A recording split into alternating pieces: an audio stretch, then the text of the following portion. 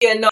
I got Gullah to the left of me and Gullah to the right of me. Gullah with female energy, Gullah with male energy. They Gullah Geechee children. Hey. They both Hey. in the community and on higher levels. I'm gonna put him on the hot seat. We putting him on the hot seat. Bam! There I'm he ready. is. I'm ready to go. There he is. How y'all beautiful people doing? Oh, We amazing. be fine. Amazing. All right. For those who don't know, and this is a joy, we can just ask you one question and sit back and wait for the lecture. Who you be? I'm Sunn M'Cheaux, your Gullah teacher, first and foremost with the community, secondarily with Harvard University. And you have roots in Charleston? Yes, born and raised. A little bit about that, yes. Yeah, that's where I was born and raised. I was born in Charleston and lived throughout the area my entire life. Lived on private property in my own little Gullah village in the Low Country. That's my whole family unit is from there. Where that I know of. There's no one else from anywhere else as far as my immediate family is concerned. We've been living on that property since the late 1850s. So this is where we're from. Okay, so we have Giovanni Richardson in here, and she's a local person. She's so Giovanni, before Hold up. you go, can you introduce yourself so he'll know who you are in here?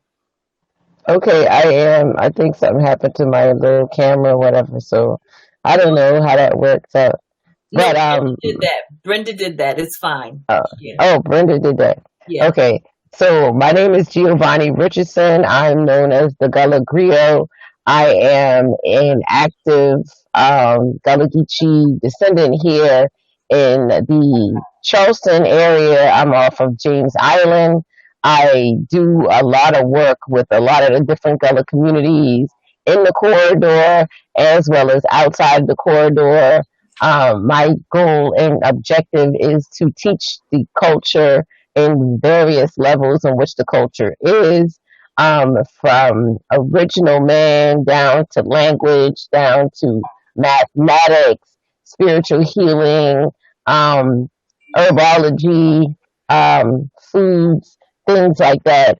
And so I'm here as a young griot trying to teach the young people here, and so that we can have our foot in the doorway when it comes down to passing the torch. So that's why I am. And so, Dr. M'Cheaux, I actually sent you that email yesterday. I don't know if you received it, but I just wanted to, before I mute myself out of here and just listen and learn, I just wanted to put out there that this is that this particular program that we're doing right now, this is a part of our, well, we do this annual Remembrance program every year. I'm not sure if you've ever heard of it. We've been doing it for this is our 23rd year. Oh, yeah. And we honor our ancestors who perished during the Middle Passage. Mm-hmm. And so we, it's a communion, and we gather at Sullivan's Island and kind of just do a whole nice thing. But this year, because of COVID, we decided we wouldn't and probably couldn't gather. Right. So we decided to do this program, which Brenda named Virtual Sankofa, which I love. So we're having a virtual Sankofa weekend. That'll be June 13th and 14th, which is when this will be aired to a large global audience. Great. So even though, so yes, we're honoring our ancestors who perished during the passage, and we're doing all of that. But this year we've broadened it, and we're going to just appeal to highlight the presence of our ancestors in our daily lives. Right. So part of what, if you can speak on a little bit, is how you honor how ancestors affect you in your work, in your daily life, and just generally speaking. One of the things that I wanted to be able to do, well, first of all, before I say anything else, are you able to hear me clearly? I just want to be sure about that. I can hear you. I can hear you. Others can. Yeah. Okay. I can hear you. Yeah, the first and foremost thing that I do in regards of honoring the ancestors is I start with where I know. Even those who have recently passed, and by recently I mean within my lifetime, I start there. And there's a thing where growing up, usually the preface to some sort of wisdom or mother wit that was being shared would be, like the old folks say, or the old people in the say, and that's how they would preface it. So I always had a conscious conditioning that wisdom was something that was passed down, um, and whether it's a major thing or even a small everyday anecdote that was meant to convey a lesson. So what I try to do is first and foremost preserve the voice and the wisdom and the legacy of the people that I have known, and by doing that, preserving the people that came before them, that knowledge that was passed down, and I let that inform my decisions. I let that inform the way that I, whether teach my class, what lessons that I'm teaching, and I also bear it in mind even when I'm doing interviews, even when I'm communicating with people who may not be in the culture.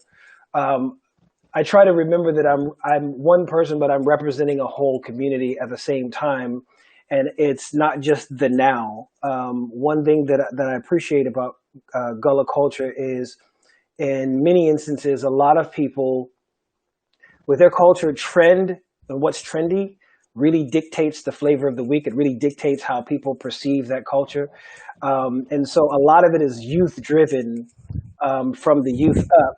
And a lot of times they'll kind of usher the elders out of the culture as the voice of the culture. I mean, at least that happens in Western societies often, where ageism kind of ushers the elders up out of the conversation. But with Gullah, it's one of those things where it would be detrimental to your career, it would be detrimental to your reputation if you got the reputation for being disrespectful to your elders. You can't do that. Like, whereas that might be the rock and roll thing to do in other areas and other cultures, to kind of go at the throat of your idols and the elders that came before you. That's not the way this works in this culture. Like, there's a constant reminder that you are standing on the shoulders of the people that came before you. And so I try to integrate that into lessons and community work when I'm speaking with even younger kids. Like, even I did a residency at Penn State when I was speaking with kids who were, 8 and 9 years old, and just young kids, and trying to make sure that I try to close the generation gap between them and maybe some of the people that came before them, and because a lot of them didn't even know they were Gullah Geechee. They didn't think of themselves that way. They felt like that was something that was for older people, or something that was for a different group of people other than themselves. And they would ask me questions in Gullah. How do how I supposed to talk Gullah? And I'm like, listen to yourself. Like, the words that are coming out of your mouth, the way that you're articulating and communicating right now, you're doing it, but they just couldn't see themselves in the picture.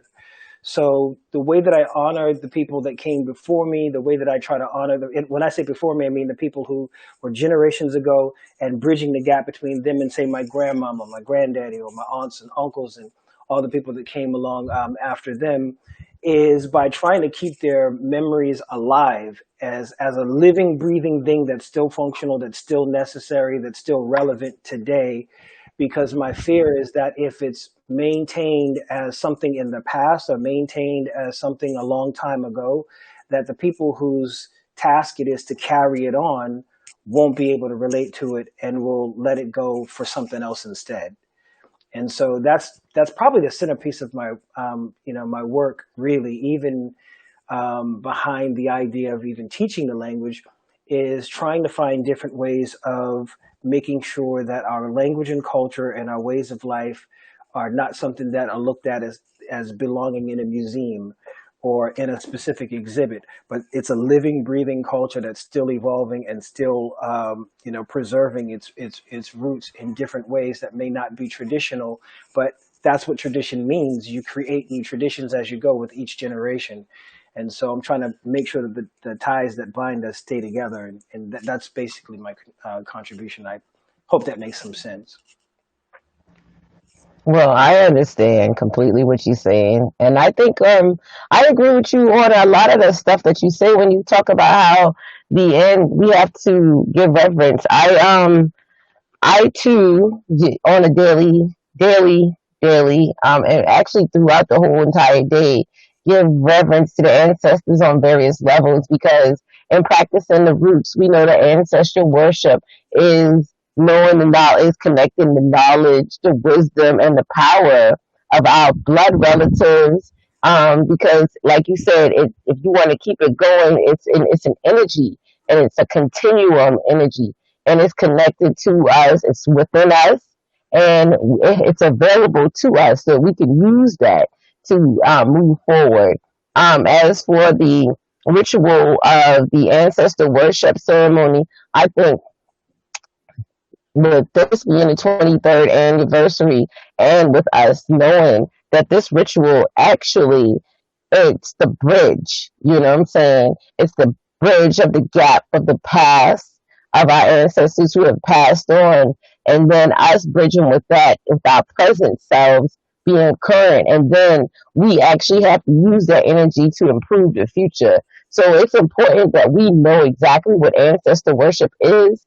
We know exactly what we're doing and how we're going to take it to the next level.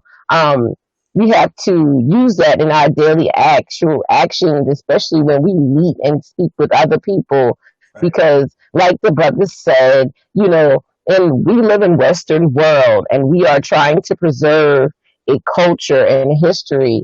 And it is important that we keep our ancestors, which we always talk about Sankofa. We keep our ancestors aware because it's important to have the ancestors so that we can teach the youth and the children in front. Otherwise, we wouldn't have had that information taught to us if it wasn't for the elders. Because I'm here in Charleston and one of the areas that I'm at, I am blessed with the fact that I get to see some of these elders on a daily basis, which keeps me aware, of the importance of these elders. But like he says, I go into the school system and teach the children, and there are a lot of children who are not aware of who they are. They have no idea and connection. And that's because we have some issues with some of the connections of telling the history truthfully. So we have to be able to take the information from what our ancestors say and convert it so that we can teach the children so that the children will be aware. He said spoken. When people speak the language, some people don't realize what they're speaking. A lot of times they throw that into the Ebonics culture. They like to say that that's not Gullah Geechee, but it is, and it's very important that we get that information too. So for me, ancestor worship is very important, and it is used throughout the day because once you open the doorways to ancestral worship rituals, the ancestors talk to you in various different levels. They don't just come and see you in your dreams, but they might come and whisper to you as you're walking through the wind. They might come and you might feel the rain, and the ancestors could be talking to you through the rain. They're going to use whatever natural element that they can to convert to you, so that is very important. And once again, this is a continual energy. So we're going to be using this energy from the past. We're going to use it right now in the present so we can inform the people of the future. So I agree. Dr. M'Cheaux, so let me ask you this, because this is something I'm kind of interested in. When I travel around different places and around different people from Ghana, Nigerians, Jamaica, I mean, everybody has their own pidgin or Creole or, that they speak. And it's, at this point, it's kind of respected. I even was with a group of Nigerians back in October, and I was asking them about if Nigeria could have a one language, what language would it be? As Africa's discussing the idea of going into a one language, I said, what about Nigeria, which has so many different dialects and languages? and what I was told was probably their pidgin or their Creole. So this is kind of interesting because even that varies, as you know, I'm pretty sure. But when it comes to African Americans, you know, it's just thought of as bad English. You know, it's not respected like when Jamaicans speak. I mean, it's like respected and everybody's in awe. So how do you do you hear that a lot when you're trying to teach or when you're working with it, or how do you deal with that? I do. There's so many, when I'm listening to you talk, there's so many conversations that I've had about this that, you know, sometimes you can have like 5 different responses in your head at the same time, and you just got to pick one and put them in order. Like that's where I am right now. It's like I'm hearing 5 different things as to how to respond.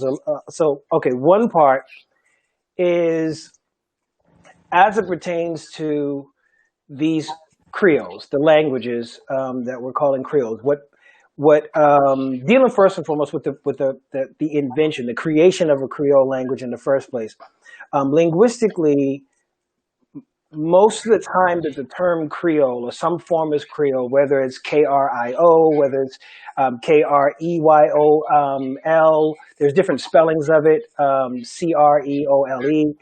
You know, however we're spelling it in different parts of the diaspora, they're all essentially amounting to the same thing. It's a fully formed language that evolved from other fully formed languages, kind of like 2 or more languages where the parents of another language that ended up with its own rules, as opposed to a pidgin, which is essentially kind of like combining 2 separate languages, but using them mutually exclusively at the same time as a tandem.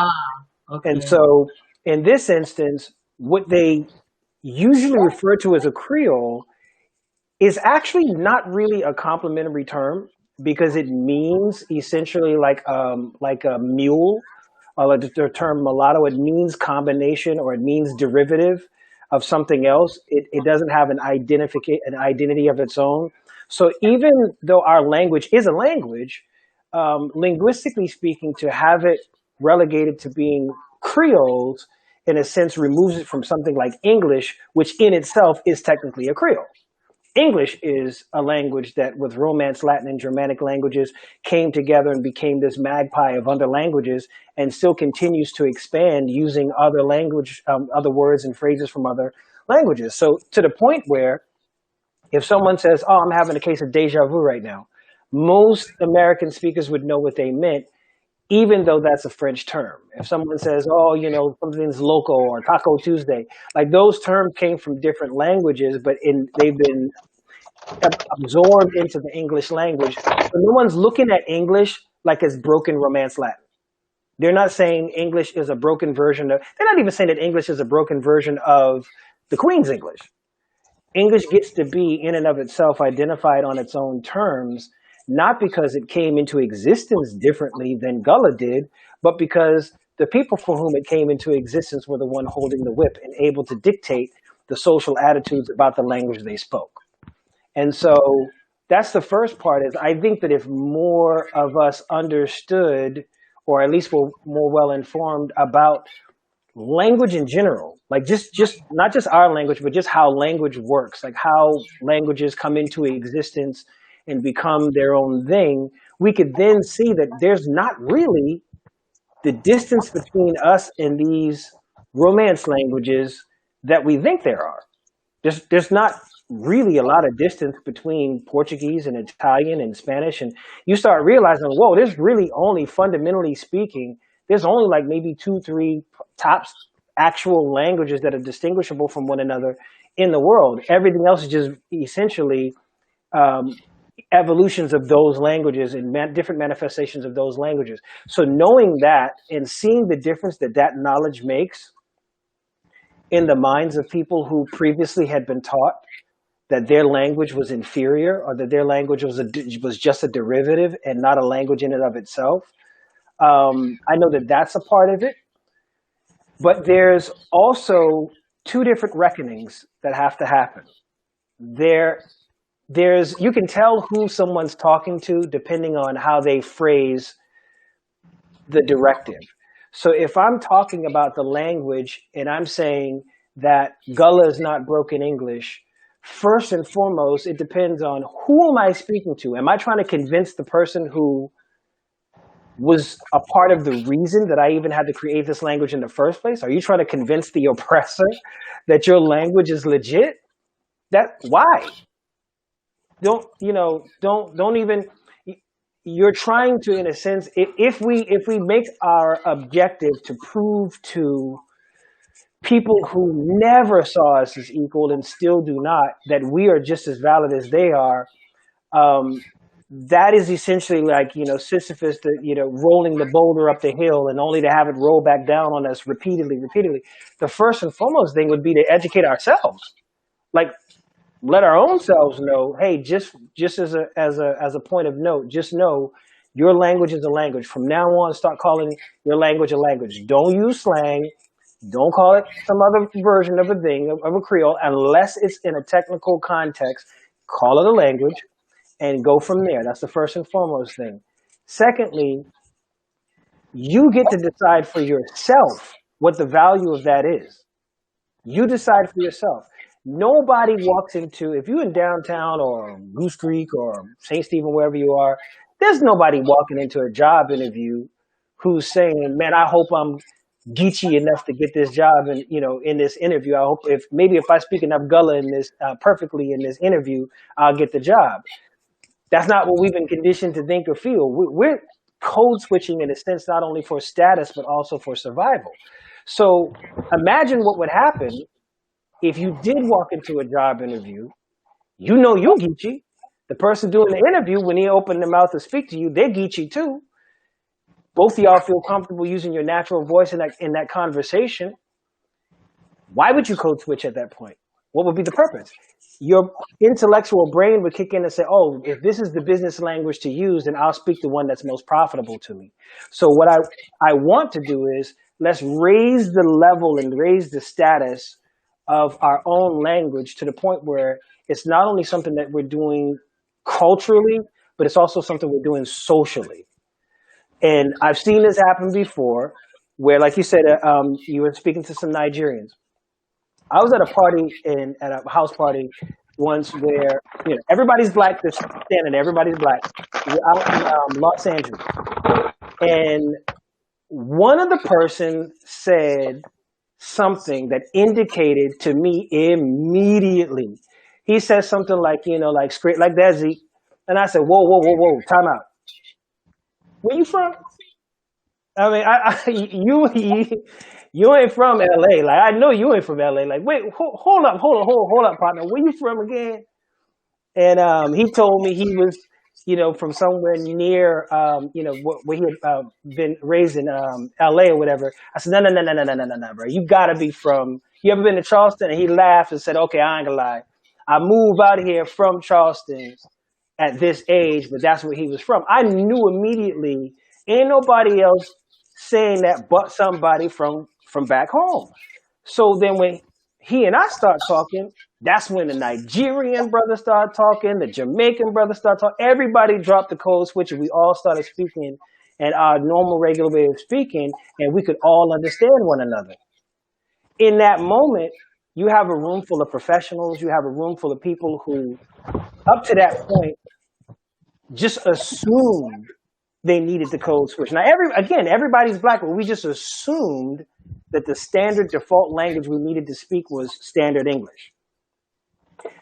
So what I'm saying is maybe the more we hear people using it, the more we see it in social spaces, the more we use it on a common and everyday thing, whether you're trying to talk to somebody romantically, whether you're trying to, call in and complain about your cable bill, or whether you're trying to, order some food on the phone, wherever it is, if you use it and have the other person be the one that has to learn to understand you, because we understand standard English perfectly fine.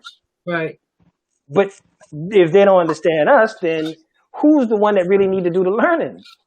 You know what I'm saying? And so that's what I'm saying is, like, for me, understanding the language as a language. That's the first thing you do, is as a language. Do not call your language a slang. Don't call it any kind of jargon or anything. Call it a language first and foremost. Don't say it's a derivative of this thing. It ain't a broken English. It's not that. It is a language in and of itself. You don't even have to say that it's an English-based Creole, because nobody refers to English as a Germanic-based, Creole or anything like that, or some other Romance Latin Creole. You get to say for yourself, this language is what it is, and present it as such, and they can pretty much take it or leave it. Now, here's the thing about that. If you go to the Bahamas, or if you go throughout the Caribbean, you'll see Jamaican patois, you'll see Bahamian, Creole English, you'll see Creole in Sierra Leone. And when you hear everyone sit down and talk, there's certain words that give away the game, that let you know if we have the same word, una, huna, uno. Everybody's got some version of the same thing, whether it's spelled UNNA, UNO, HUNNUH. Like, everybody got different spelling of it. But it all means either you or y'all, depending on how you use it. Okay? We're all using for TO, the letter TO, we're all using FA or FI. Fa or fi, same thing.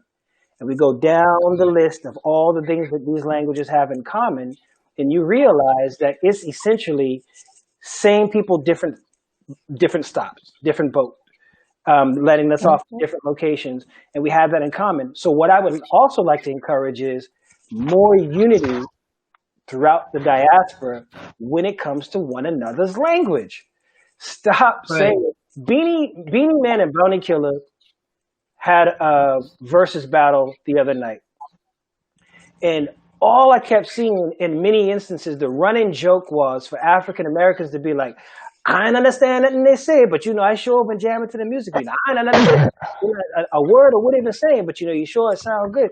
I'm saying, if you actually stop for a second and listen to yourself, you sound more similar to them than dissimilar. Like, if you're talking about the way that you actually speak around the house, the way that you speak when you're talking to one another, you sound more, your Gullah sounds more like Patois than Gullah and Patois sound like standard English. But it's almost a bragging point, something that's funny for you to not understand Jamaican patois. Why is it still amusing if we do our generic African accent, sound like Eddie Murphy from Coming to America? Why is that still amusing? We are fracturing the possibility of having a unified voice and a unified language by looking at these things as things that divide us instead of seeing all the things that they have in common. Shame. You see what I'm saying? So I agree. I agree completely with what you're saying. So now, excuse me.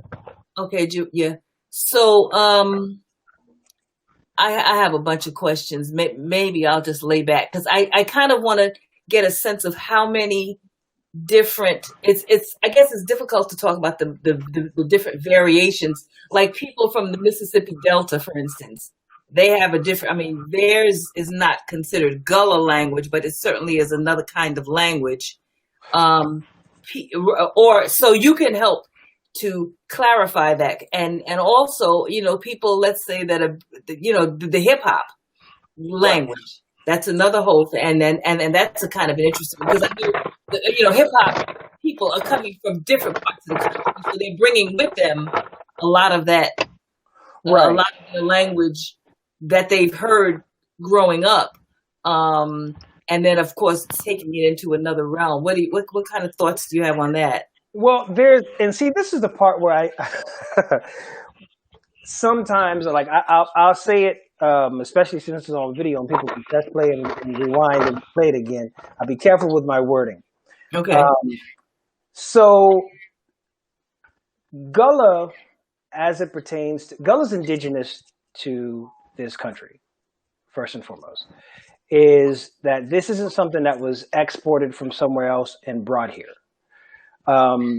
There's two separate foundations of the Gullah language. There are the indigenous people who were here pre-slavery. There's that part. And then there are the people who were brought here.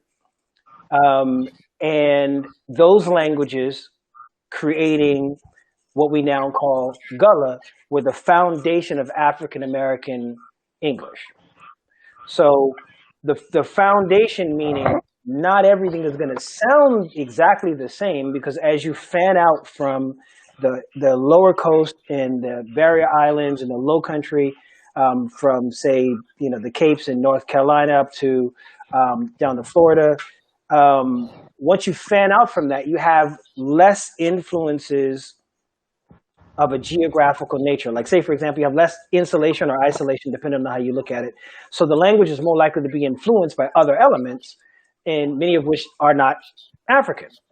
And so that's one of the advantages, in a sense, that people who are in the Low Country, people who are in geographical spaces, might have had in regards of preserving lots of the traditions and the cadence and the language and a lot of our vocabulary words and loan words. Like, those are some of the advantages that we have in those areas as it pertains to preservation, is not only because of culturally, but geographically, we were in spaces where those were necessities and allowed to happen.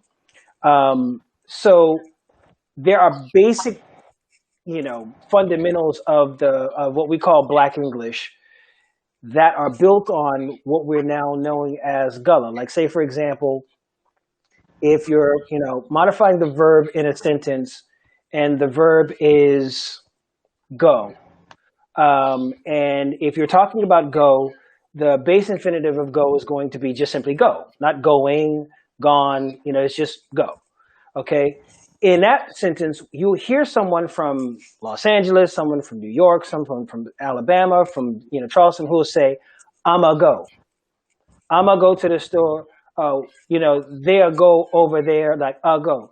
Now, what they're not bearing in mind is that doesn't really have an English translation. The before go doesn't really have an English translation. That's how we modify the verb in the sentence, though. So now, instead of saying, "I'm going to go," just simply, "I'ma go. I'm doing this thing," or "I will do this thing, I'ma do." And so the do, go allows you, that allows you to be able to give it tense, the word that comes after it, to be able to give it tense. And so when you know that, and then you see it replicate itself consistently in the language from there. If I want to create past, present, and future tense, I'm going to use either "da" for past, present, actually for past, but also present progressive, which means it's something that happened in the past, but still has implications on the present, or or add, like "ad," meaning it's strictly in the past, for the present, and "ga" for the future. So if I say, "She'd buy new shoes," that means this person frequently buys new shoes, as in they bought them in the past, they buy them in the future, they will buy them in the present and buy them in the future. If I say "she had buy new shoes," or "she had buy new shoes," that means she specifically bought it back then. It's a past tense thing that has already happened. Now, if I'm saying "she had buy new shoes," where Dottie going? She are going to buy new shoes. That means she's currently doing it right now. If I'm saying, "What are they going at?" "Oh, she could buy new shoes," is she's going to do it in the future. Now, when you have those things, those rules replicate themselves consistently in the language, that's not an accident. That's actually Not an hour. You see what I'm saying? That's actually a system. And if you can show how we have lots of things in our language that are systematic, that also appear throughout the Black English, then there's no doubt the influence that Gullah has had on the way that not only all African Americans speak, considering the fact that over 75% of the people in this country of generational Black people have some degree of Gullah roots, but we've also gone on to influence popular culture. And by popular culture, I mean non-Black culture, in the way that we speak and in the way that we utilize these phrases in our own system of speak. So now there's a lot that's said about how English has influenced Gullah, but very few people talk about how Gullah has influenced English. Like, we're so busy thinking that the way we speak is a broken version of the way that they speak, that we don't notice in many instances they've adopted very many things from us. And yet, whenever they talk about cool or hip, these terms that I mean, let's be honest, and I don't think this is even a controversial point. Black people invented cool.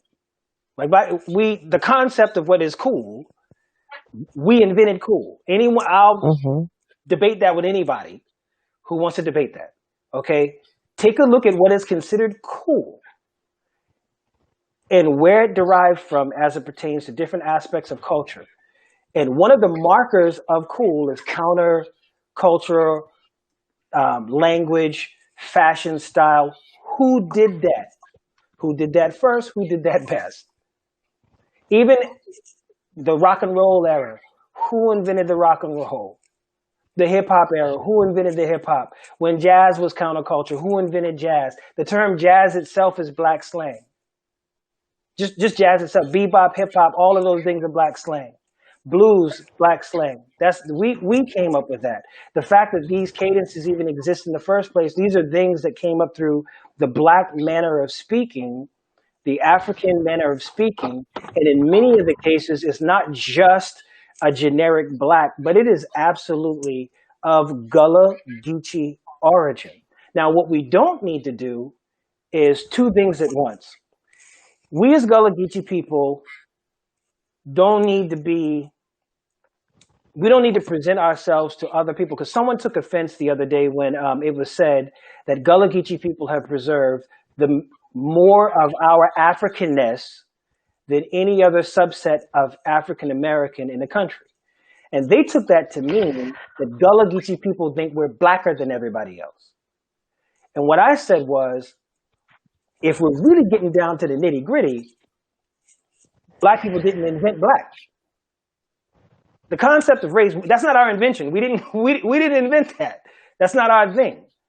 And so if you want to be blacker than me, have at it. We didn't even invent that in the first place. That concept of, race is a caste system that was created specifically to put whiteness at the top and blackness at the bottom. It was never meant for us to take pride in it and do what we have done with it. But you know how we do. You give us a lemon, we make lemonade. That's how we do. Okay, so That's how we do. We've managed to romanticize black in a way that it was not intended. But if you go back to culture, if you go back to tribe, if you go back to the systems of thought and the structures that we did, family and community, we did create that for ourselves long before we encountered the European.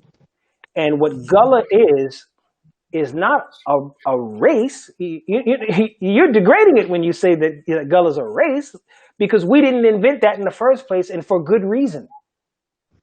People wonder how it is possible that maybe Africans can have tribal war and do these different things. Like, oh, we both black. That ain't how they see that. That's a foreign concept to get rid of all your traditions, get rid of all the ways you were raised, strip away all the things that make you unique, and just go strictly on this. We didn't come up with that. And so now that we're here in this Western world, we think, ironically, that we're all supposed to be one monolith in order to have solidarity together. We're all supposed to be homogenized in order to have solidarity together. No. I'm supposed to be able to hear you speak in your Cajun Creole. And there was a meme going around, the Cajun New Orleans Cajun has the best accent in the world or in the country.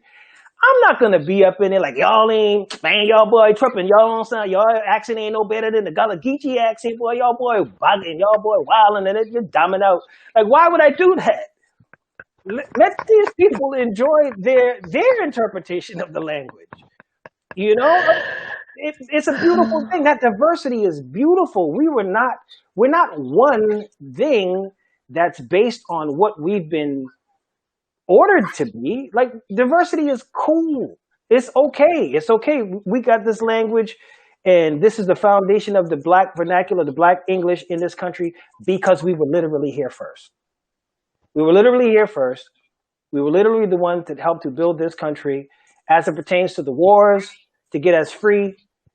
People think that, white people, I suppose, just all of a sudden got, a case of benevolence and just decided, oh, this ain't right. We got to free these people. That's not how that happened.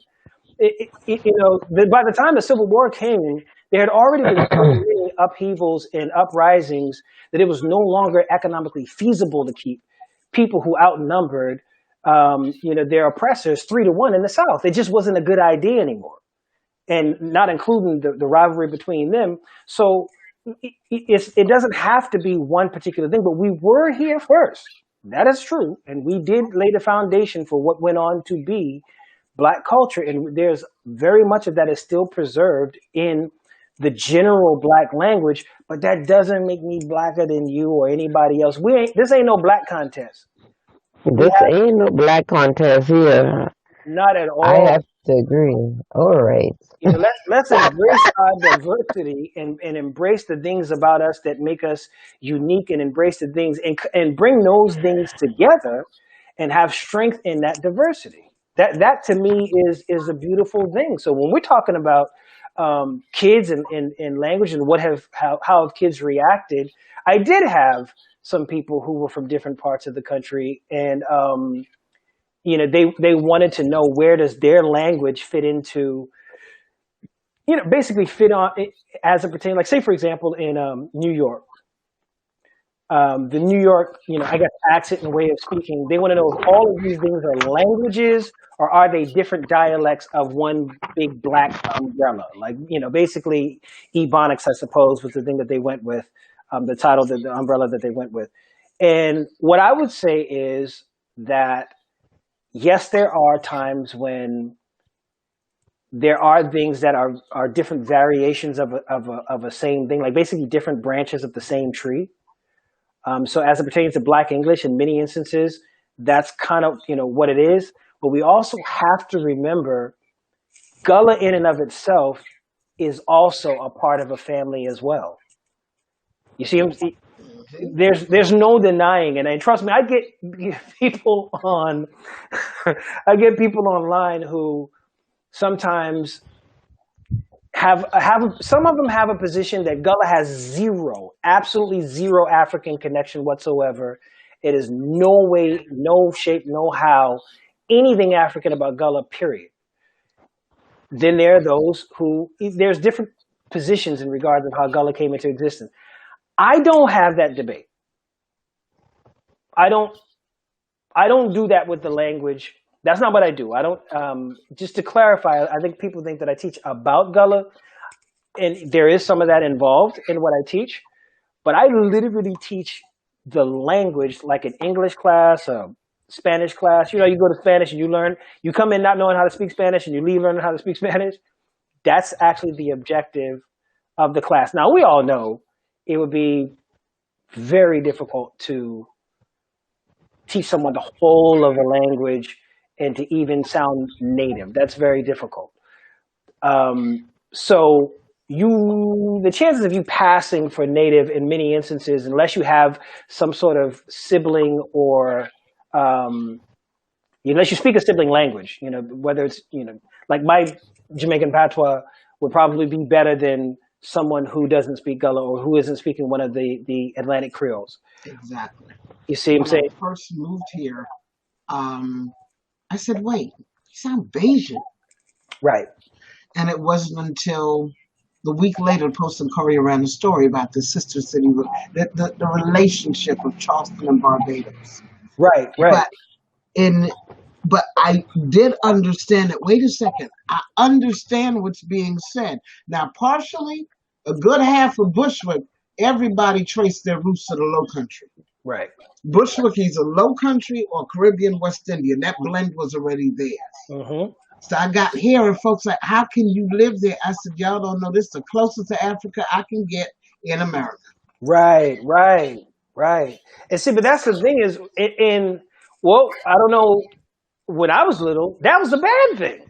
Some of the worst thing you can call a Black person on a playground was African Geechee. or Black. Especially Geechee. If somebody called you Geechee, You say Geechee, that wasn't a compliment. that's a fight. Right. They meant that as an insult. And now, see, Down at you already know now. There's a what's the name of that song? There, I think Barbara Mandrell got that song. I was country when country wasn't cool, and I mean that's how you feel now. Like Geechee when Geechee wasn't cool. Okay. But that's such a beautiful thing now to have the ability. This is what I like the most about this conversations like this, at a time like this, is this isn't the first time that there's been a general curiosity and interest in Gullah, but this is the first time where we're taking the lead. Now, there were some people, Lorenzo Dow Turner and some other people who were invested in it and were the ones that laid the foundation for Gullah scholarship.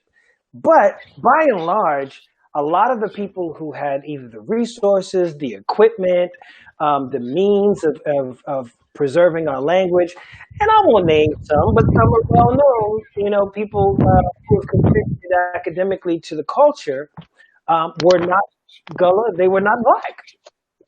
And so when you look at the way that we were represented, you can tell that the books that were written about us weren't written for us. In many instances, some of the stories and things about our language were written for another person's gaze. And now there's a much wider variety of representation from within the community. And I think a portion of that comes down to technology. We now have social media. We now have, internet. We now have the means now for, Geechee experience to go viral and people all around the world to be able to see them doing their thing. For people who are involved in, for him to be doing art as an artist, for him to be on actually, I think I probably first ran into him on Twitter doing his artwork. For us to be having this conversation, I think the first time, in fact, actually, the first time I saw you was when Maxie Priest reposted something you said. Yes. The video about patois. Right. And I'm saying, whoa, wait a minute. This is like just, like Gullah. I literally had just had a conversation somewhat similar to that one. I said, well, instead of me repeating the same the same thing, I'll just go ahead and repost this one. But I'm huge on credit. Anytime I make use of anything that comes from anyone, I make sure I tag whoever did it. So I said, okay, well, wait a minute, hold on for a second. Let me make sure who's the original, not Maxie Priest, but who's the original speaker. Give thanks. So that the original speaker can be credited for this. And from there we came to meet. And so there you have social media. And then I always do the same thing. I go down a rabbit hole. When I find someone new, if they got a YouTube page or anything else, I go down the rabbit hole looking at their old stuff. I'm like, oh, like, okay, all right, this is dope.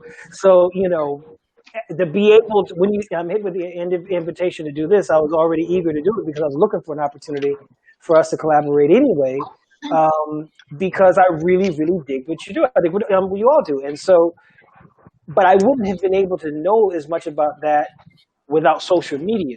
So now more than ever, we're able to use technology to our advantage. Yes, it's our drama. We beat it. Right. We can represent ourselves now into a greater degree than we ever could before. We can create our own content. We can create our own, merchandise. We can create our own curriculum and pedagogy. Now more than ever, we can do that. And so that's the thing that I think, we want to take advantage of. When you were talking about going back to having a universal language, that's probably not going to be possible for us to have a singular language. Only because language is local in a sense that it responds to what is happening in the immediate vicinity. Like usually what happens with languages, they're usually utilitarian. They start from whatever is happening immediately. You find a way to express that thing or to communicate a thought about that thing. And then it becomes something that fans out or blooms out from there.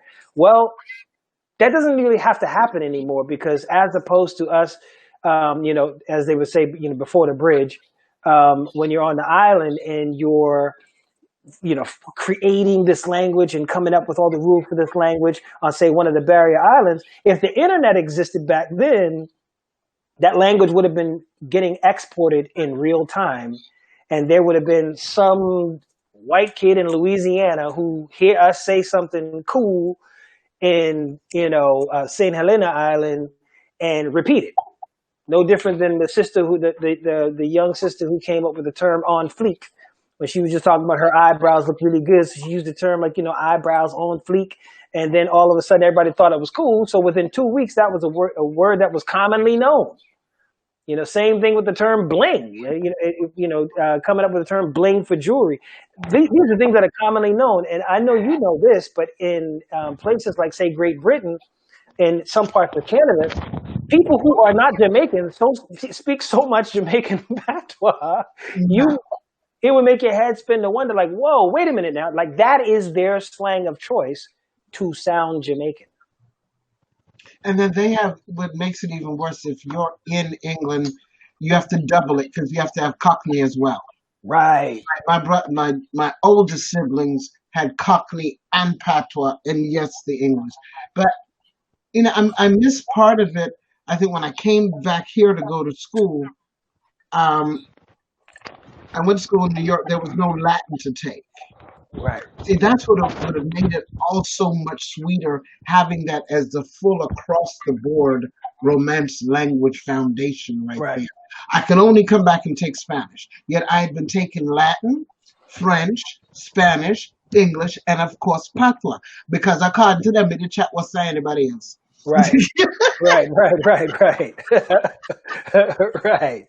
Right. And it's like New York kids coming down south for the summer. They go back twanging real well. Oh yeah, and that sometimes all it takes is for one person to use their natural voice, for everyone to feel like it's okay, and then you start to really hear what people sound like in comfortable spaces.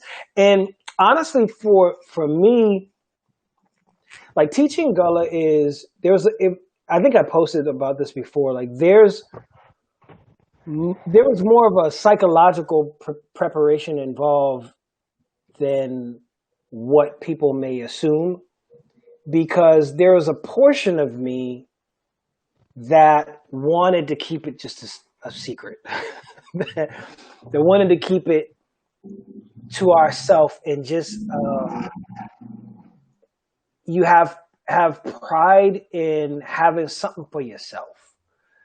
And like Daddy would, tell me when we were growing up, you talk too much and tell other people all your plans. Son, try to know something somebody else.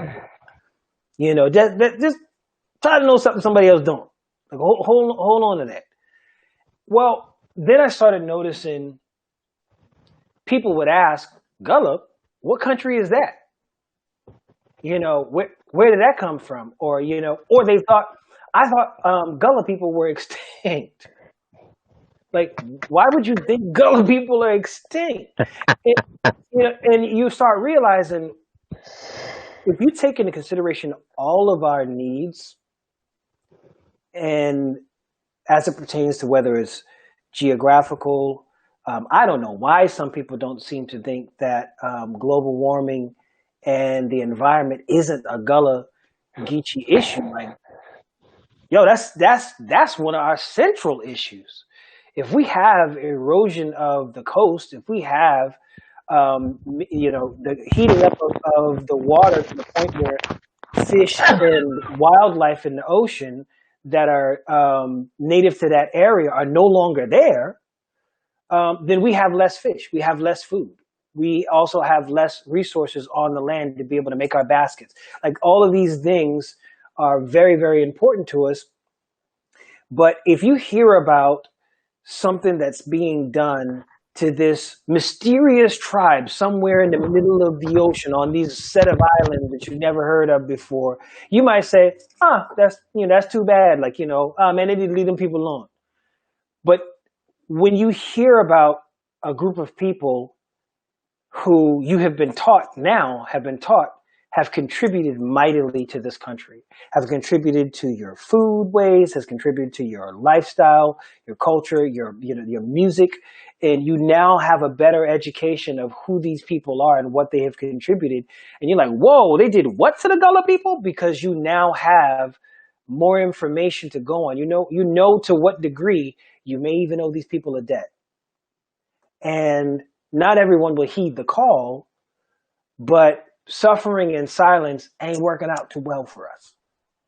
And so, especially when one of the things that we don't talk about is, we talk about gentrification, we talk about heirs property and people coming in and taking our land, but we don't talk about the familial infighting over the land. That it ain't always some stranger coming in from out of the blue who finagle and trick somebody out of their land. Sometimes it's somebody, you got a cousin that live up in New Jersey that ain't never even been down there before, that don't want to pay land taxes on it and would just rather just sell that part. And everybody who live on it now have to come up with a price tag for that person to pay them out, and if they can't, then they're done. Or people who live next door to one another and just don't get along and now ready to be out. Or somebody fall on economic hard times and maybe they need the money and the only thing that they have of value is the land. It's not just a one way of these things happening. There's lots of different ways that we end up finding ourselves on the business end of a bad situation. And so to me, I feel like being able to show, like people say this all the time. If I see, and I in my last class before, actually not my last project teach class before we broke, there were some kids who were from different parts of the diaspora. And I said, give me an example. I said, tell me if there is food in a specific area. We were going over placement and proximity. I said, if there's food in front of you, okay, that food is here. If there's food across the table, then that food is there. So something that's here is this, something that's there is that. So we were going through all of that in English. And I said, if you're trying to find out what is the food in front of you, like right there in front of you, that would be disha as opposed to that day. If it is more than one thing, demya, demde. Okay, and so if I were to say to you, what is shawano what me finyam? And what am I asking you? Am I asking you what is this that you want me to eat, or what is that you want me to eat, like over there? And the kids, in a short span of time, said, okay, well, first of all, we already went over what nyam means. It's either going to be, in most instances, to eat, or in some instances, people use it to mean food. And disha, as in this here means that it is in front of you. And literally within a short period of time, they were able to put two and two together. And then a magical thing happened where they say, whoa, wait a minute. My grandmama sound like that. Like, or hold on. That's how my mama says such and such, and she's from, Trinidad. Or that's how my uncle talks, and he's from and then they start putting it together in their own minds and asking for the website and how they can learn more about Gullah Geechee people. And then you just know there's a seed planted for a new generation of people to not only appreciate the language, but also feel kinship with the people. And so that's the thing that matters to me most is, if at the end of the day, all people learned was how to use your grammatic structure and how to imitate the way you sound and call that speaking the language, and it would be a failure. It would just be it wouldn't be a success in my eyes. If learning the language and the culture that comes along with it and the cuisine, I even cook for my classes. Learning the things that come along with it allows you to be able to see those people's place in our cultural family and our global family, and also either see if you are a part of the community, your place in it, and if you're not a part of the community, the debt that you owe to those people, I feel like there's more progress that can be made than if we all just kind of went to our respective corners and did our own thing. And so that's a part of I fall short, just shy of calling it activism, but it is an activist mindset as it pertains to trying to get the language to be more known and embraced by the people who speak it. And for those who do not speak it because they are not part of the culture, for them to understand that the people who created this language created something unique and special, and that's not where the buck stops. We've done even more than that. That's true. That is so true. I have to agree with a lot of stuff that you said. It was no interruption because you were saying it and you was breaking it down in a good way. So I actually have to say good job with that. Thank you. I appreciate it. I get insecure sometimes about talking for a long time because my daddy a preacher. And I don't want to be like the long-winded pastor that giving a long benediction after somebody that. You did that though. You might as well go ahead and pass that right there, boy, because you did that. You did the long-winded speech now. That you did. However, you was on point with your thing now. I will say that. So there was no need for me to interrupt or anything or add to or say because you was breaking it down. And it's the exact same thing that we do around here is when you talk to the people and the children and you break it down into phoneticals of the language and all that other stuff. You was right. That was good. I said.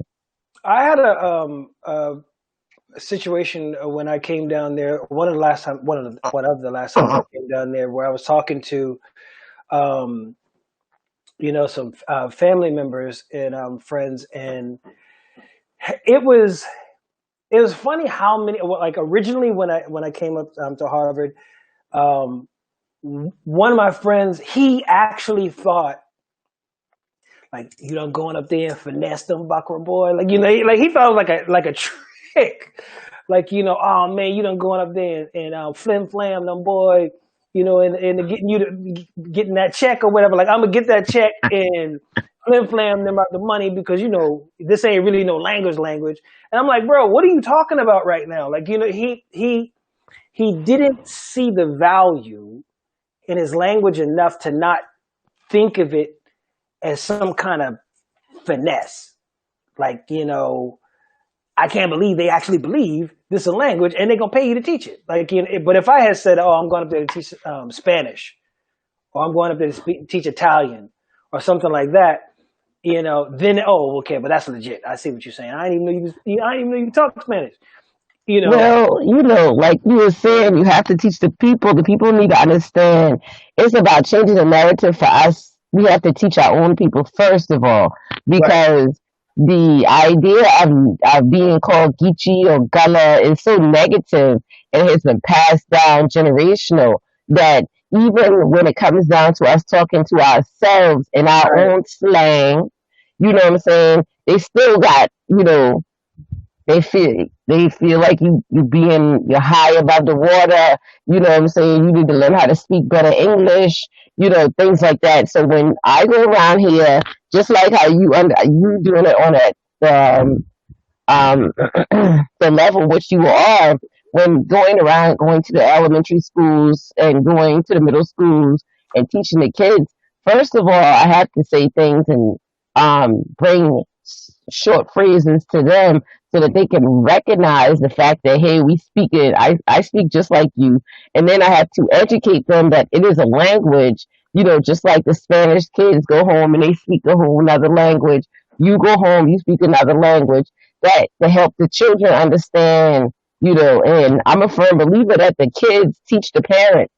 Once we get into the minds of the kids, then we can teach the parents. So I go and I teach the same thing into the elementary and the middle schools, because hopefully these kids are going home. They hear the language, but when they're in schools, they're being taught that it is not a language.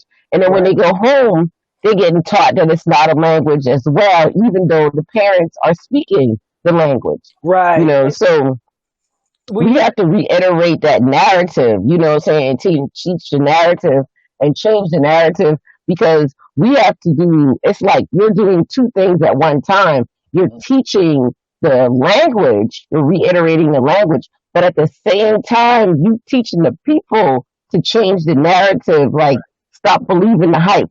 Okay, Right. you Right. know. And I notice a lot of people speak more of it than they're aware of until you point it out. So if there are people who will say, they'll come right on up to you and be like, "Hey, who won this is?" And I'm saying, "Now see what you did. Now here you go." You say, "Hey, who won this is?" I said, "Now the word order." As opposed to asking, whose is this? Or to whom does this belong? You rearrange the word order in a way that is indicative of your language. But Exactly.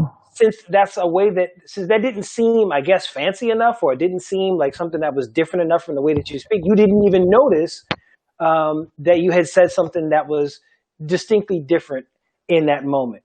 And so, if in the event that's one of the things that actually gets a lot of people in regards of language and word order, when we're talking about it, and also the way that we use figurative speech in order to say something, like, especially with growing up, my daddy, he say something like, "Oh, okay, something happens and nobody knows what happened. Nobody knows what happened. Somebody did it, but nobody knows what happened."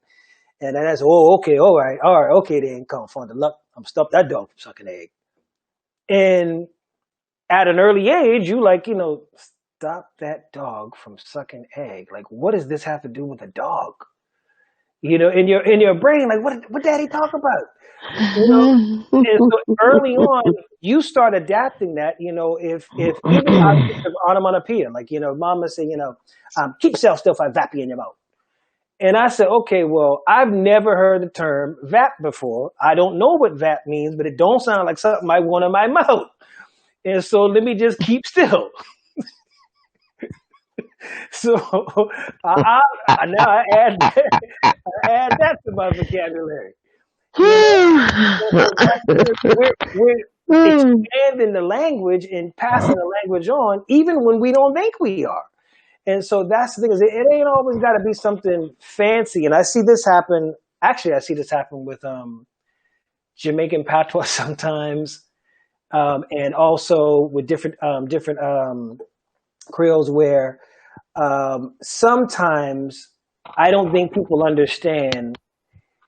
You could understand what they're saying if they wanted you to. Like, there's levels to the language. And people, I don't speak color, I don't speak patois, but I understood everything they said. Just because you can listen to a Bob Marley song where Bob wasn't really speaking like thick baselect, patois in some of those songs, don't mean you're fluent in patois.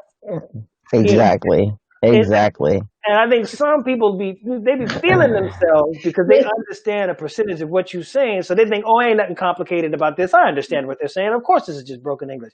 But you don't realize, oh, that's the way we talk around you, or when we talk to you. But if we really got into the thick of it, you'll be sitting Then you wouldn't. Yep.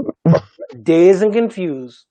They'd be dazed and confused when they actually listen to the pidgin that comes from patois. That's a whole nother thing. My cousins and my aunt would do that. There's the next level to it. Oh yeah, there's definitely levels to it. And the thing that is, we as native speakers of these languages, we can even tell the difference between what part of town you're from. Hello. Because everybody don't sound exactly the same, even when we're speaking the same language. Like, okay, you from downtown, or this one here from. I mean, people know good and well that if you're from, Blackwood Green, don't sound like you from St. Stephen. Like it's not one way of sounding that's to the point where it has no distinction from one another. You can tell if somebody from Liberty Hill, somebody from 10 Mile, somebody from different parts of town. You can have an idea of where they're from, whether it's in the slang that they use, slight accenting that they use. You can in the yard, you can tell if somebody's from the country or if somebody's from the city or what tenement they're from. You can tell the difference. And so people who are not on the outside, they don't see nuance. To them, it all just sounds like one big, what did dude call it? This racists call it a boogity language. It all sounds like boogity talk to them.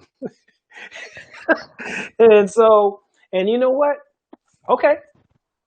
Well, and that's how you also you pass down information and then you hide stuff. And we have to learn how to utilize our language so that we can also keep stuff hidden, because if we don't utilize that, like I'm from, like I say, like you just said, I'm from the island, so I know how the island, even the different sea islands, how they talk, so you gotta they got different slangs for different things. They might be just this big, but they big enough for you to understand that they ain't from there.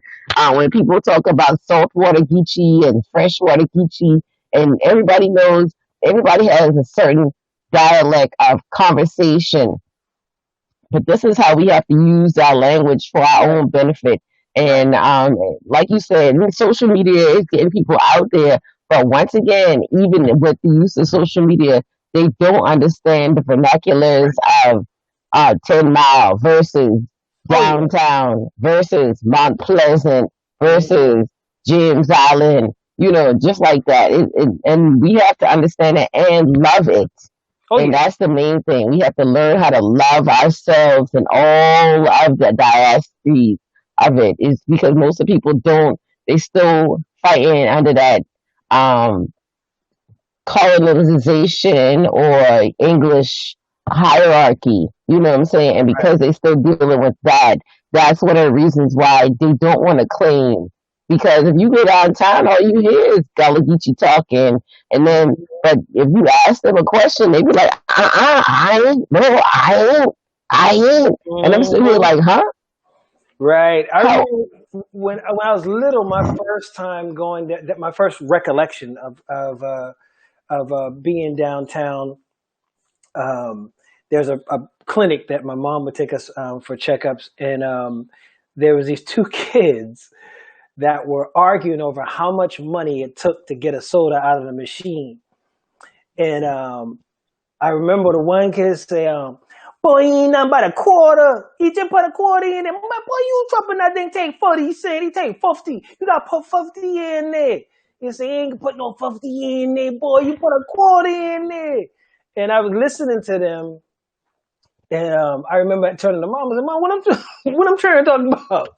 And now here I am saying in my own, that, Mom, what I'm trying to talking about?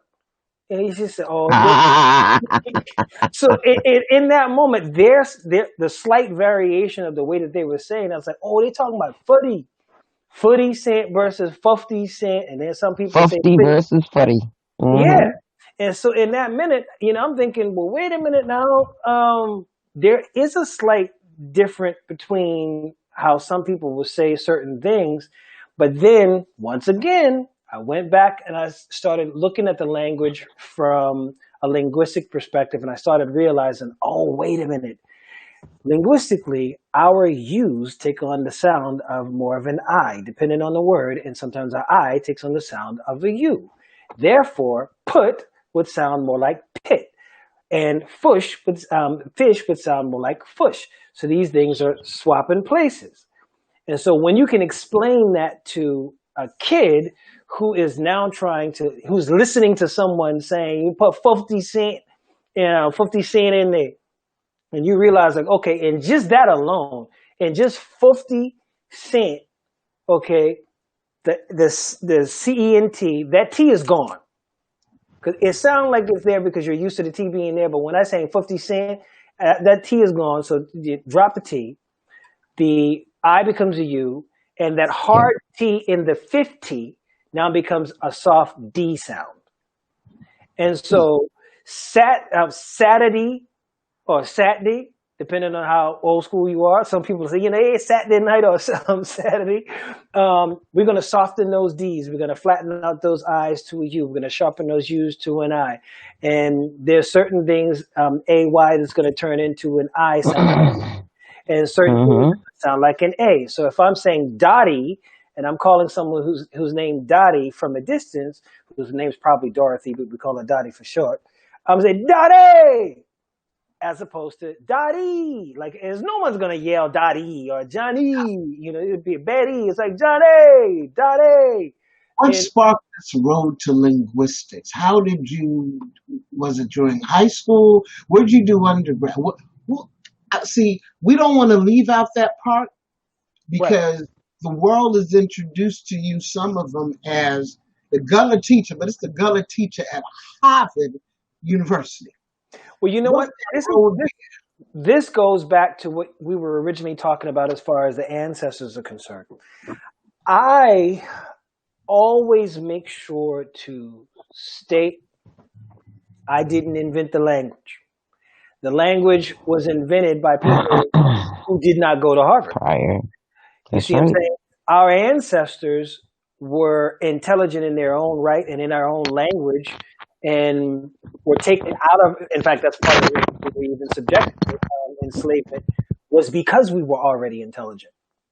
We already had systems, numbers, and languages and things of that nature. But we were brought into a system, into a structure that was foreign to us, and had to essentially recreate or create certain things from scratch, or recreate these things and make do, and language being one of those things.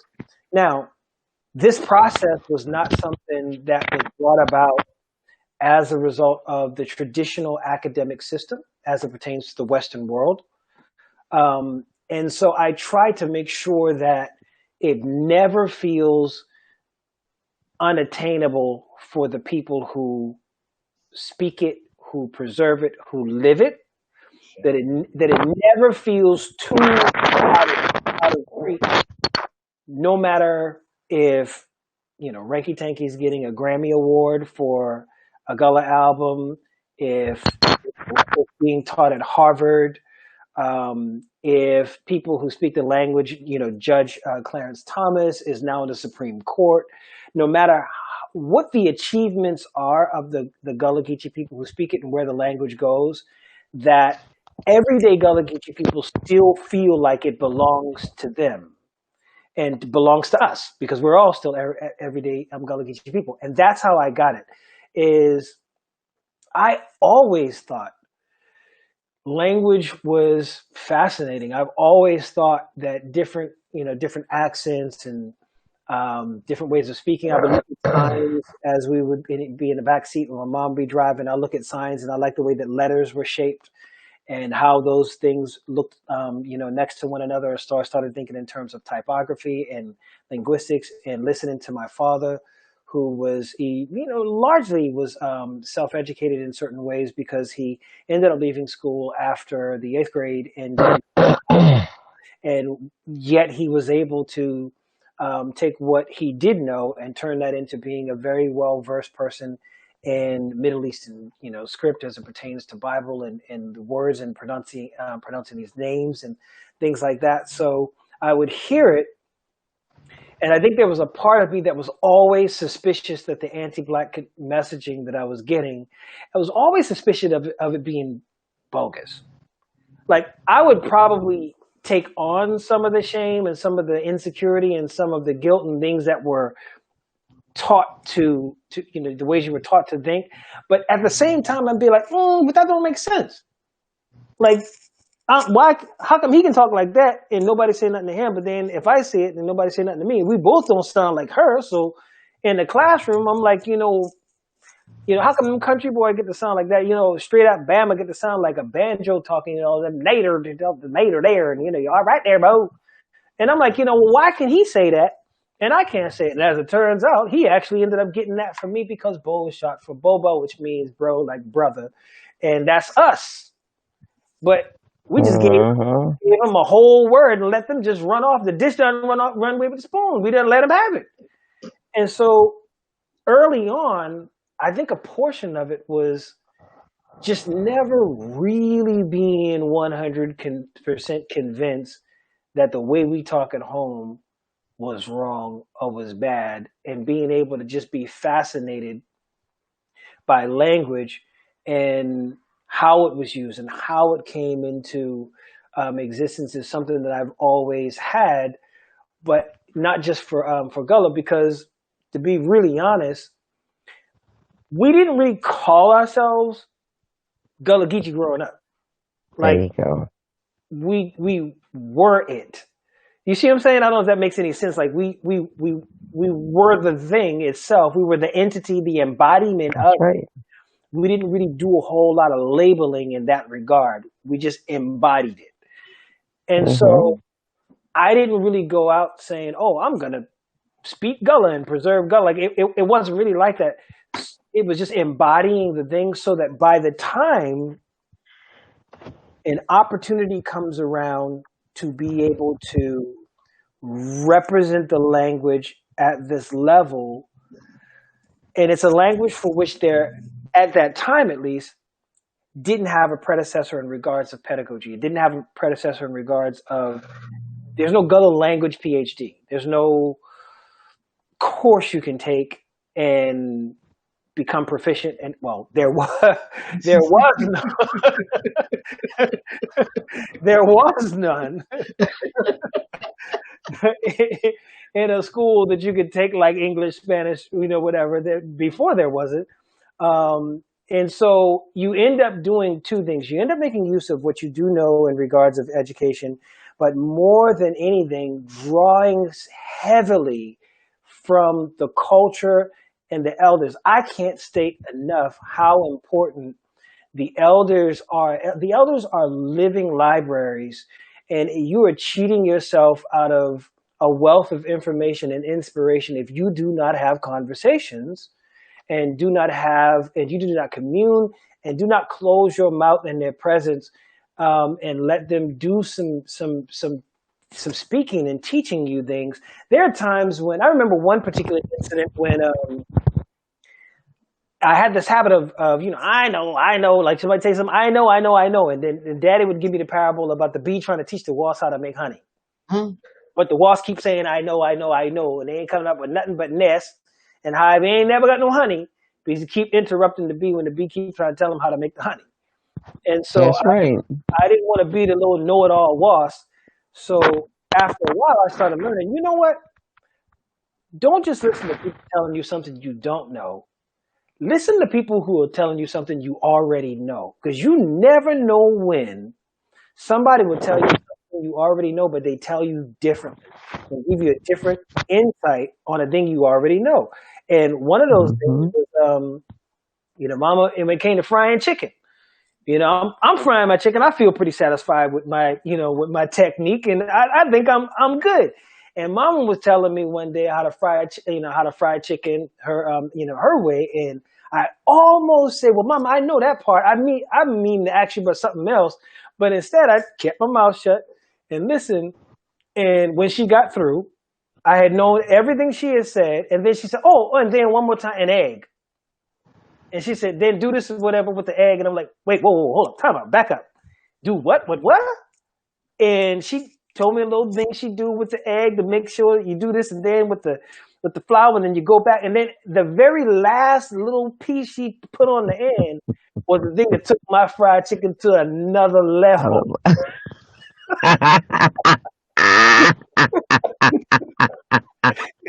So, and I cook for my classes. I cook for different people. And they're like, "Oh man, this chicken bussin', boy, this chicken." And I owe that to my mama because I listened all the way through to the very end until that last little piece got tacked on to the end, and that was the thing that made the difference. And so, to me, listen to the nuance of the way. Matter of fact, if they'll let you record, whether it's audio or video, record the voices. Get those voices that you can listen to them, because when they're gone, memory isn't going to really recall the way your granddaddy used to laugh as much as having it there in hand. And Lord knows there's so many times that I sound almost indistinguishable from my daddy. And a portion of that is because I still talk to him, I still listen to him. If the exclamations, the way that they would add little things in between the languages. So Daddy telling the story, said, "Man, so I go on down there and bless God, the man tell me," and it's like, pause right there. Bless God. That little thing that you would add on it, and then you pick up those little things. And so when you're teaching, there's two different well, I guess more than two, but there are primarily two different ways. People or students who are already familiar either with the language itself because they're from the corridor, or they are people who are Gullah adjacent, as I'll say. And then there are people who are not from the culture and still Gullah adjacent, because you'll have plenty of white folks who live in the corridor and have heard us speak their entire lives, and maybe they don't speak that way, but they are good at discerning what it is we're talking about because they've been used to talking to us. And then there are the people who are not Gullah or Gullah adjacent, and they're starting fresh from the ground up. Yes. And so you have to, in a sense, if you end up with all of them in the same class at the same time, you can't teach different curriculums. You have to teach them all at the same time, at the same pace. And so then it became a matter of, you got to know about curriculum. You have to know about English language instruction. Like, you actually have to be educated in the structure of language and grammar. Like, that's not actually a cultural aspect. Like, that's not a cultural thing. Just like not everyone who can speak English can be an English teacher. It's your responsibility, if you're a Gullah speaker who is teaching the Gullah language, to actually know about language. Like, not just Gullah language. I mean, to know about language, like to know about grammar and prepositions and subjects. Like, you got to know the components of these languages, when and when not to say drop the be verb, and to be able to explain to someone what a be verb is, are, am, things like that. So if I say midday, what does that even actually mean in English, and how does that translate to English? And so, well, I'm in Patois. Back up. If I'm saying in Gullah, it's the same basic rules. And so what ends up happening is, to be able to explain that to a student so that they're not only educated in the language, they're educated about the language. That is what I wanted for my students, because it gives them a way to defend themselves from the idea that the language is not legit, when they can talk about how to create how to use possessive terms, how to use a present progressive term. Like, when you start utilizing these systems and grammatic structures that are in English, and people say, oh, but these rules don't apply to Gullah. Gullah's like a whole different, like, no, time out. Yes, the rules are different, but the components are the same. And so when you can explain to someone in a very educated manner the components of your language, I think that's probably the part that's been missing. And that's not to say that this is what makes you an authentic speaker. This has got nothing to do with that. Like, you can be fluent and completely an authentic speaker, but since the language doesn't have as long a legacy of being written down, since it wasn't something that has as much of a literary legacy, we still haven't established whether or not we're spelling in it with two N's or one, or if we're using I-N-I-T or E-N-T-Y, E-N-T-I, I-N-T-I. Like, how are we using the term, is it not, in regards of in it?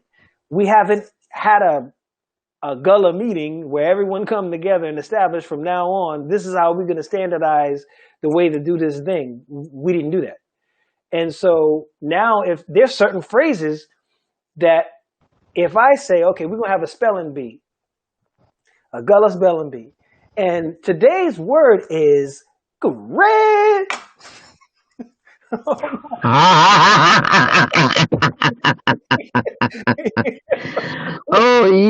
nobody making it to the next level right there, because you know how many people gonna spell Gray differently. Exactly. Okay. Exactly. And so then it's like, being able to figure out and there's two ways that I try to teach it in the public sector when we're doing social media stuff. Is recently, and one of the things recently was Kunde. I said, boy, I see you says Kunde. And now what we actually saying is Coonday or Days. Kunde, Kundes. That's what we actually saying. I spelled it Kunde. Now, the reason I spelled it Kunde, number one, is because it's a more Africanized spelling, and I wanted to make it our own. But number two, I don't like coon being. I didn't want coon for social cultural reasons to be the word that we are exchanging with one another. I didn't want to carry that on, even though Okay. it's not of a racist origin, but it's so racist adjacent that I kind of wanted it Yes. out of the way, because what they're really referring to, or so they say, the etymology is Kunde is because raccoons in the wild can grow up to be almost 27 years old. They live actually not in the wild, in captivity. In the wild, they can live like 17 years old. They live to be a very, very old age. Same thing with crows, to be a very, very old age. So a coon's age is meant for that, but coon's age came from crow's age. And so what they were referring to is how long these animals live, meaning a very long time, then transferred over to mean a very long time. So when somebody say, I ain't seen you since coon day or a crow's age, what they mean is a very long time. But we know that these terms have gone on to have a different significance in our culture in regards of coon. Yes. My thing is, Yes. well, if we're going to keep this going, since the language is not standardized spelling already, why would we keep utilizing their westernized, anglicized way of spelling these words if we've already made them our own? Then why not make the spelling our own too? Yes. You see what I'm saying? Like, so that to me is a part of it, is making sure that you're not only articulate in the language, but also literate in the language. And now that's the part that again, as you say, what brings you up to this point? How do you end up linguistically curious enough, intellectually curious enough to even venture into this? It's because I realize, as you know, you had said before, is that we're not giving away the code by teaching the language, because our code speak was always multi-layered. We were always singing Miss Mary Mac in regards of code speak for the USS Merrimack, which was something that had nothing at all to do with a woman named Mary Mac. But we were speaking in terms of, these are all things that were a war reference in reference to the USS Merrimack. In terms of Rockabye Baby, in a treetop or whatever, that's not actually talking about what it is. If you listen to some of those childhood songs that we were singing, Jump Rope and things like that, it's actually got some revolutionary stuff involved. It's got some things about liberation. It's got some things wishing ill on the so-called masters. There's a lot that's in there that was able to be sung right underneath their nose, because they understood the words of the song, but they didn't understand the meaning.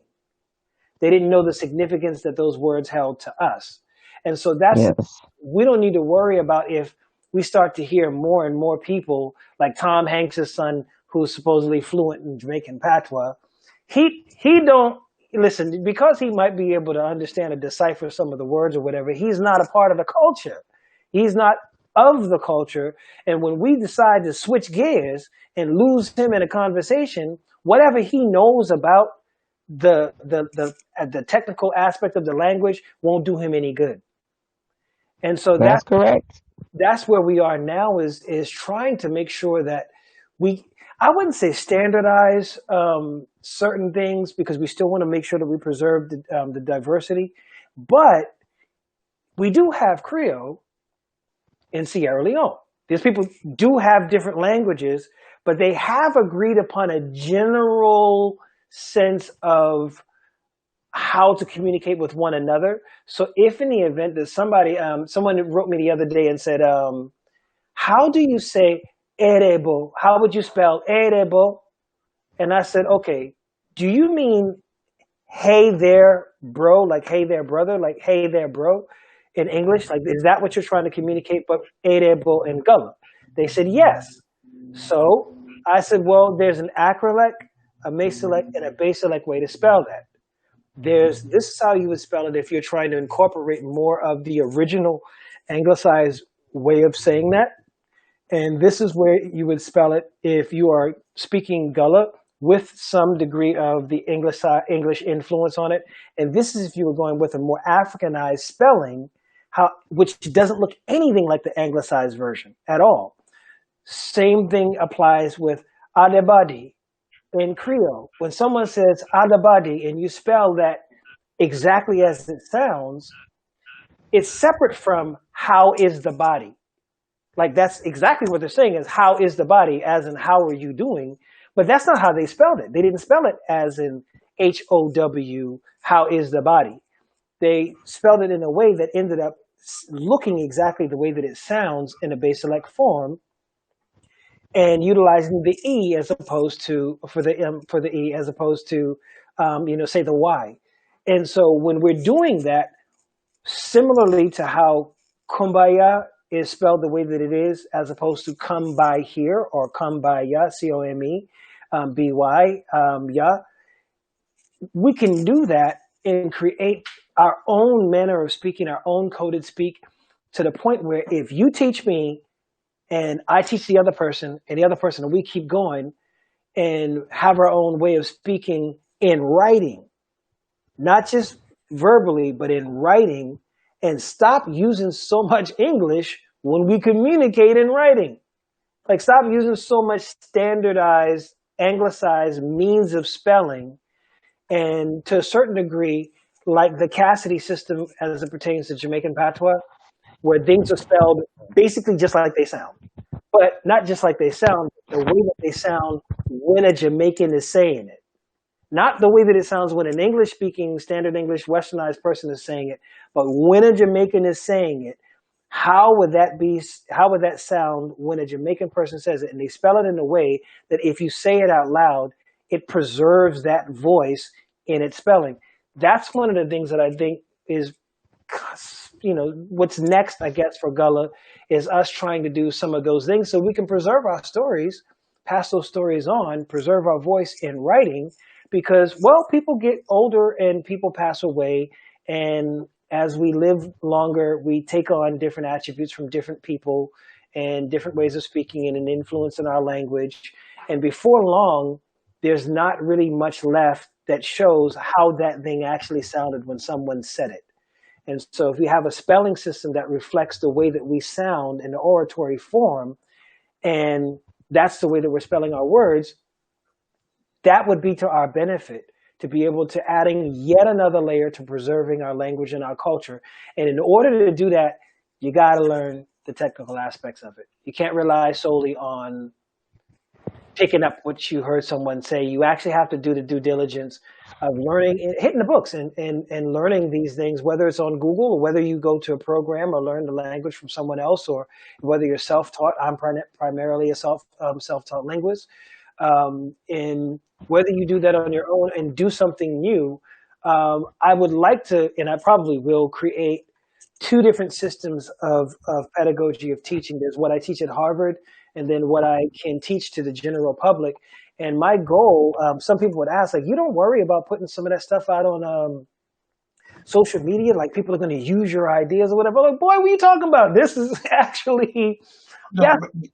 Through you, some are able to recognize who they are. Right.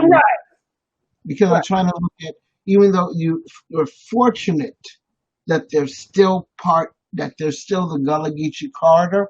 When you look at the Great Migration, look at pockets or just enclaves of people who just happen to be from the Low Country, but again, their assimilation when they got into certain areas, and their children and grandchildren not knowing that they heard about down south. They may come for a camp meeting if they kept in touch enough. Then you had the next set who maybe, but after a certain time, the summer stopped. So there was that disconnect with the language. Right. And there even success sometimes, or success or military or business. We traveled and we moved to different places. And what do you say to someone who's from the Low Country, but they're based in Guam, or they're based in Germany or Korea, but they still want their kids to have some connection to the Low Country, but the only person in the house who speaks it is the parent. And so, The parent. right. And so being able to give resources and put these things online allows people who are in the community to be able to show their kids the way that it sounds outside of just themselves, but also give them a way of learning and innovating in the language as well. Because let's face it, there's always going to be, even within the community, some degree of a divide and some degree of of even a stigma. I know people say often, and I know you know this better than just about anyone, is people will say, "Oh well, Jamaicans accept Jamaican patois. We need to be like them and accept Gullah." Well, you're right. Yeah, no, Nope, not at all. no, There's that's It's like even just this weekend, like a friend of mine said, she said, listen, I don't really know that genre of music. right. I know my old school reggae, and yes, and I love what they did for Brand Jamaica, but and because many didn't necessarily know the history or flow of dancehall, that it came from the people. It didn't come with a hierarchy. No, if Dancehall Queen showed you the population that dancehall came out of, Right. so it's evolved, yes, Right. but it is still from the people. And well, I think a lot of African Americans, at least, I think that this country is so race centric that I think sometimes we don't know the degree to which class plays a part in other predominantly black countries. So, whereas we may be thinking in terms of things as black and white in many instances, when you go to a majority black space, they're thinking, Brazil or different parts of the world, they're thinking in terms of how class influences where you fall. And so I saw an interview with Usain Bolt when he was saying that despite being world renowned, despite being famous, he was seen as new money. Mm-hmm. He wasn't old Jamaica money. He was new money. So when he moved into this community, he could feel the scorn. He could feel and get this thing from his neighbors, almost as if he didn't belong. Now, this man is richer than them in many instances, more famous than them in many instances, but they still found a way to turn up their nose at him. And a portion of that, even when he speaks, comes down to the way he sounds. How much, patois does he utilize when he speaks? In many instances, people will be embarrassed if he sounds a little too if he uses a little bit too much patois. They want him to sound more stush. And so that's the thing is, it's the answer isn't to idealize other cultures and say, oh, I wish we were like them. It's to realize, hey, we're more in the same boat than we think we are. There's a lot of people who are still dealing with the same issues. And as it turns out, when Jamaican patois came to Harvard, when that was a new thing, I then heard a lot of the similar conversations then about people saying, oh, don't encourage this. We're never going to get the kids to speak properly if Harvard, gives it the stamp of approval. Don't do that. And it's similar conversations. But I will say this, that 99.9% of the reaction that I've heard, seen, and experienced as it pertains to Gullah, I heard stories from people who it made me reflect on myself. It just was hard. It was hard, man. When you try to. I remember one time I said nose as opposed to nose, and I heard myself say, "He nose bleeding," And to someone at school, I think I might have been maybe the 6th grade, and I said something about somebody nose bleeding. And a couple of classmates turned around at me like, why you say that? You know, like that's weird, because I had already mastered speaking like this with my classmates, and none of them had a clue that I actually spoke any differently than the way that I'm speaking right now. You know, so when I said Norse, it just sounded different. Like every now and then a word would slide out, and it's almost like you get this, you know, like when you think you accidentally curse in front of your parents, like, oh wait, I say something, I curse just now. Like, oh wait, you know, it's that knee-jerk sort of reaction, and that's no way for a kid to grow up learning to identify themselves and speak or whatever, especially when you're in an area that owes its commerce to you, that owes its identity to you, that people keep talking about how Charleston is this great tourist destination and one of the top tourist spots in the world. But the tourist attraction is literally your oppression. Like, yes, that's what they're selling. It is. They're selling your oppression for money, you know. And yes. So when you live in that environment, it was hard, you know. Like, you know, you meet a girl and you black, she black, but you don't know if you should speak proper first, or like y'all both waiting to hear how the other person sounds before you speak comfortably the way that you normally do. And so in an environment like that, if you can just create an environment, I remember, and you know, I was saying when I was watching TV or watching a movie, and it's supposed to like take place in, I don't know, some old ancient, you know, China, but the people are speaking English. And as a kid, I'd be like, I don't understand why these Chinese people talking English if they're Chinese. You know, that don't make sense. Because in my brain, I'm thinking, aren't people, the way people speak, supposed to be a reflection of the people? Like, culturally speaking, it would make more sense if this movie had subtitles, you know, but I couldn't make the leap from being able to see that in movies and comprehending it. I couldn't make that leap into my personal life because I had like clear and present oppressive, you know, conditions around me saying, don't you do that. Like, don't do that. And, Agreed.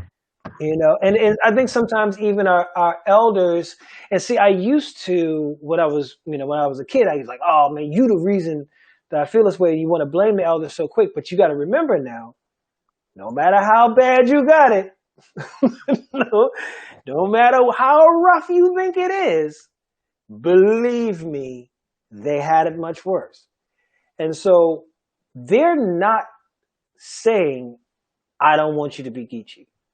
They're not saying, I don't want you to be Gullah. What they're, in many instances, trying to do is try to spare you some of the hardships that they experienced as a result of that identity and that manner of speaking. So it's not like someone saying, don't be Geechee. What they're saying is, don't not get employed.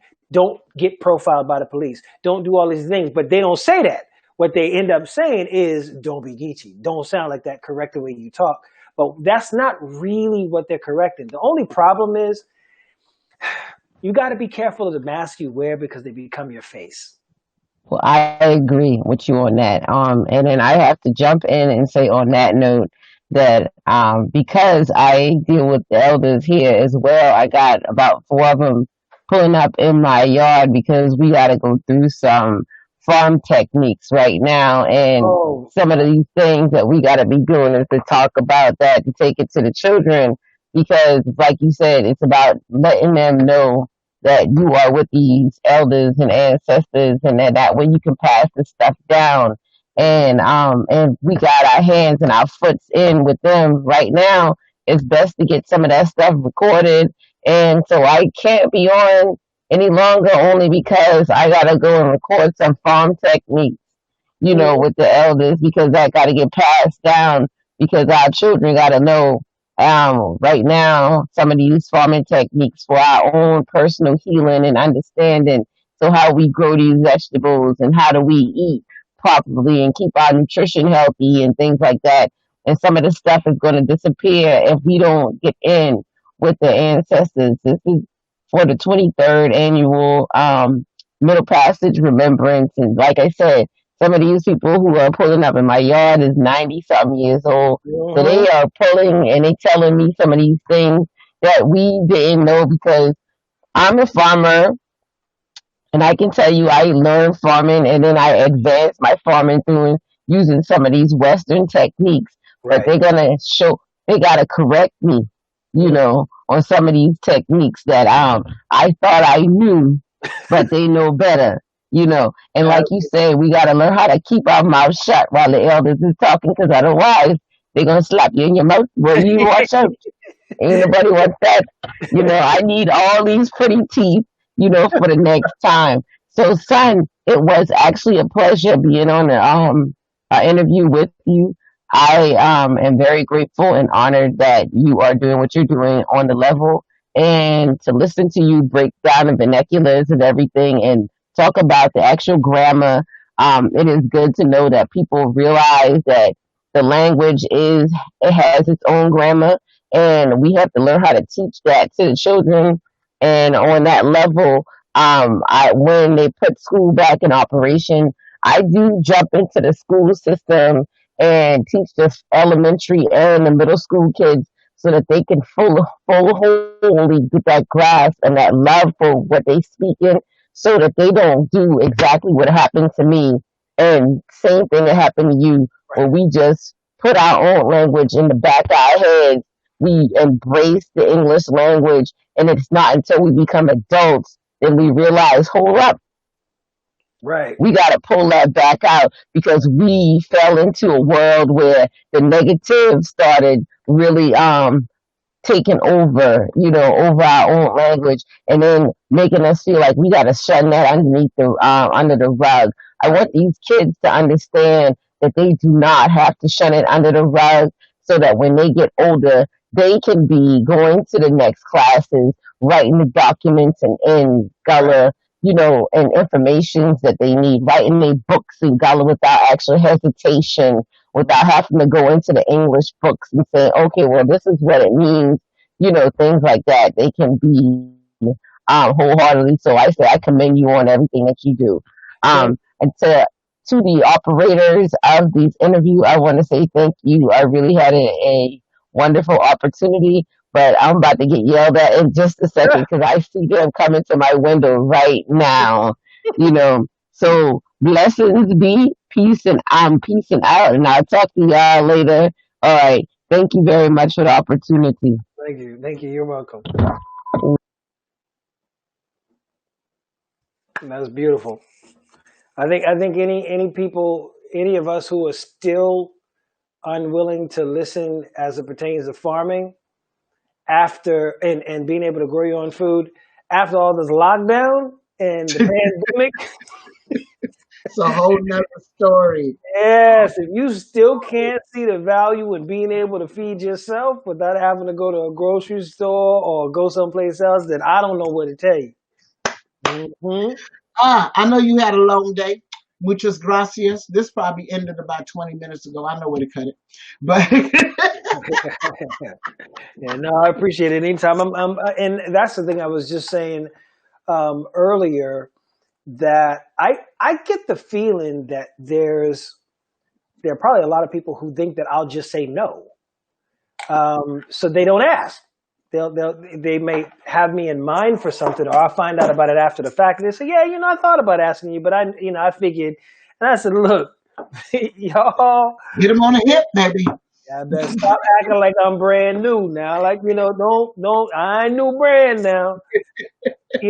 Just go ahead and hit me up and let me know. And I may not be able to do everything, but I can't do anything if you don't give me an opportunity, to do it. So now I appreciate the invitation to the conversation. Y'all ain't asked yet, but we asked, and he's definitely part of virtual Sankofa, the 23rd annual Charleston Middle Passage Remembrance.